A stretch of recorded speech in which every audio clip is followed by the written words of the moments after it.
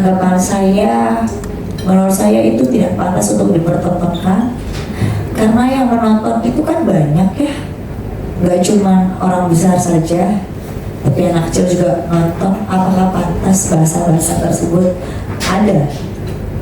ada respon yang sebesar itu dan tidak diperhalus bahasanya dan tiba-tiba merebut mic, dan juga saya rasa itu ya keterlaluan ya. Kalau dibilang saya mau cikari, silahkan boleh dibuktikan karena semua itu bukan hanya omongan-omongan aja tapi dengan bukti. Jadi saya mau untuk Mbak LL yang terhormat tanpa mengurangi rasa hormat saya, juga tanpa mengurangi rasa hormat saya kepada pihak Bapak Arka dan Bu Cinta, saya mohon maaf untuk membawa namanya lagi kembali di sini ya, karena saya di sini hanya meluruskan nama saya. Saya rasa itu tidak pantas ya untuk dipertontonkan karena harusnya yang seperti ini dia hadirkan bukti yang dimana kalau dia bilang saya tidak punya bukti itu 4 tahun lalu, saya punya. Kenapa beliau tidak punya? Itulah ya. Jadi menurut saya pentingnya dari matangnya sebuah press conference, bahkan saya cuma dihubungi kalian 1 hari sebelum loh. Kemarin kalian minta saya untuk berbicara, tapi saya bilang boleh gak saya minta waktu besok. Tapi ini tidak matang menurut saya, belum matang. Mungkin kalau kalian memberikan saya waktu beberapa hari lagi, ini akan lebih matang. Tapi tidak apa-apa, karena menurut saya ini saya harus luruskan jelas adanya. Saya sudah jelaskan di awal, saya kenal beliau di 23 Mei di salah satu kafe di bilangan Jakarta Selatan gitu ya. Lalu satu lagi yang perlu saya sampaikan, saya tidak pernah memperkenalkan dan beliau sendiri yang men-DM dari awal statement saya tidak pernah berubah karena saya mempunyai bukti. Jadi tolong lain kali kalau memang siap untuk berbicara, lampirkan bukti yang seperti saya. Itu aja. Satu lagi yang saya tidak setuju dengan Mbak LL adalah tentang wartawan mana waktu itu yang bertanya apa motivasi Mbak LL, apakah ingin menjadi istri Syah kah, atau ingin tes DNA kah, atau ingin diakui kah? Tapi beliau menjawab beliau mau uang, bukan begitu? Saya sudah cek itu beribu-ribu kali. Jawab tolong media, iya atau tidak? Ah? Jawabannya apa? Jawaban Lisa? Iya. Dia tidak ingin menjadi istri sah? Iya, jawabannya tidak menjadi istri sah. Terus apa? Uang. Tanggung jawaban. Minta pertanggungjawaban. Uang. Iya, biaya nafkah. Biaya nafkah anak. Saya dengar uang soalnya. Iya. Berarti uang kan? Oke. Di sini menurut saya ya, alangkah baiknya kita semua merangkul. Ini adalah sebuah anak kecil yang dimana dia mempunyai rekam jejak digital ya, jejak digital di mana dia nanti akan punya rekan-rekan di kemudian hari. Dia juga tidak tahu bersekolah di mana. Dia juga akan menjadi bahan bulian, apalagi namanya kita sudah tahu, mukanya sudah di-spill. Apakah itu pantas untuk seorang ibu? Kalau saya, lebih baik saya menjadi tukang cuci piring saja untuk menghidupi anak saya, kalau memang tidak diakui seperti itu. Karena akan lebih terhormat seorang ibu berkorban untuk anaknya. Kaki jadi kepala, kepala jadi kaki. Itu menurut saya. Alangkah bijaksananya seorang ibu seperti itu. Itu sih ya, bukan karena uang semata. Terima kasih. Oke, pertanyaan pertama tadi yang diberikan oleh Mbak Eva dari Ray-Ban. Oke. Motivasi Ayu mengeluarkan ini semua dan apakah Ayu memiliki perlindungan hukum? Jelas saya manusia biasa. Saya pasti tidak punya perlindungan hukum, tidak. Saya bukan orang yang kebal hukum, tapi saya hanya memberikan kebenaran. Jikalau suatu hari nanti ada upaya hukum dari pihak LM, silahkan berikan kepada saya. Kalau memang itu tidak benar adanya, ya. Jadi di sini kenapa saya berani? Karena saya memang dari awal motivasi saya membeberkan kebenaran. Ya, tapi kenapa beliau selalu ke personal saya terus? Kenapa memangnya hidup Anda tidak bahagia kah? Itu ya pertama. Lalu kedua, sejauh mana perkenalan Ayu dengan RK sehingga memperkenalkan LM dengan RK? Saya tidak pernah memperkenalkan, tapi pada saat saya makan, karena saya ada berada di satu organisasi, lalu saya berkomunikasi melalui video call yang dimana itu ada di restoran. Mungkin Mbak Ellen ini termotivasi untuk memberikan beliau seperti itu. Ya, dugaan saya ya.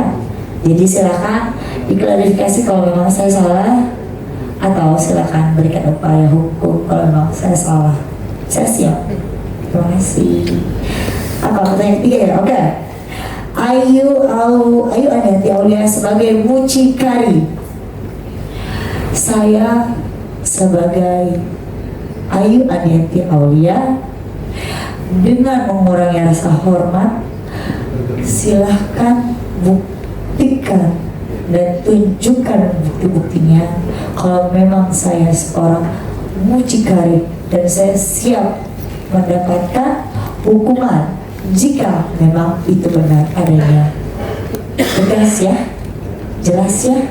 Dan tolong Mbak LL, jika ada yang berbohong, kita sudah melakukan upaya hukum dan saya independen. Saya wanita yang luar biasa, mungkin dibilang berani untuk speak up ini saja berani. Jadi silahkan Anda lampirkan bukti-bukti. Kalau nggak ada bukti cuma ngomong doang, semua orang juga bisa. Saya juga bisa kok bilang saya kenal dengan Presiden Rusia, gimana? Ya kan? Itu aja sih menurut saya ya. Jadi di sini silahkan lampirkan bukti. Lain kali kalau mau press conference silakan dengan data dan bukti yang jelas dan tanggal yang jelas. Terima kasih. Oke, sesi kedua boleh pertanyaan kembali. Ada lagi? Mbak, tadi kan sempat menyebutkan nama Irvin ya. Irvin itu adalah sosok pacar yang akhirnya si bapak dari itu atau seperti apa? Itu saya nggak tahu ya, saya nggak kenal. Maaf ya Irvin, dibawa-bawa namanya di sini ya. Saya minta maaf dulu. Ini kan baru diduga ya bahwa dia hamil, pengakuan Mbak LM kepada teman dekatnya ya. Jadi Irvin ini adalah satu orang laki-laki di mana mungkin sudah menjalin asmara dan oleh LM, dan di mana pada tanggal 10 Juli LM sendiri menyatakan dirinya itu sedang hamil anak Irvin, ya kan? Jadi saya tidak bisa memastikan apakah Irvin atau si Rosalino tadi itu. Jadi menurut saya alangkah baiknya jikalau lebih seru tes DNA-nya dicoba bareng-bareng, karena mungkin anaknya juga kasihan untuk jejak digitalnya kan harus perlu ayahnya. Yang saya tahu apalagi beliau sudah menikah, ya. Tidak pantas untuk diumbar masalah ini, apalagi masalah ranjang. Ya, kemarin saya mendengar, saya amat sangat luar biasa, wow, terkejut dan shock. Menurut saya, untuk seorang wanita, biarpun masa lalu saya kelam, tapi itu tidak pantas untuk dibicarakan atau diomongi di halayak publik, seperti itu. Ada lagi? Mbak, sebelumnya kan Mbak Ayu juga pernah posting di story ya, bahwasanya di Eman sama Bu Atalia juga sendiri kan. Sepertinya kan kedekatan sama Mbak Ayu sama Bu Atalia juga cukup intens ya.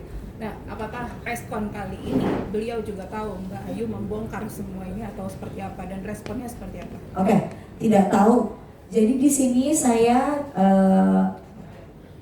berdiri sendiri. Saya tegaskan sekali lagi, saya berdiri sendiri, independen, untuk membersihkan nama saya yang selalu dibawa-bawa. Saya memperkenalkan, saya juga simpanan, ya. Jadi di situ Bapak RK, gitu kan. Jadi di situ saya tekankan kembali bahwasannya tidak benar adanya. Silakan lampirkan bukti-bukti jikalau Anda mempunyai bukti yang otentik. Terima kasih. Mbak, benar ada kabar bahwa Satu dulu, yang lain dulu. Ada lagi yang lain? Boleh apa? Boleh.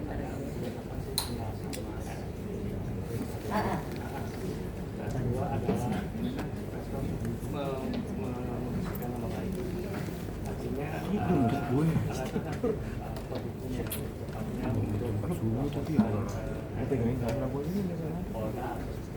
Gimana Bang, bisa dulu? Oke, enggak, aku udah dengar.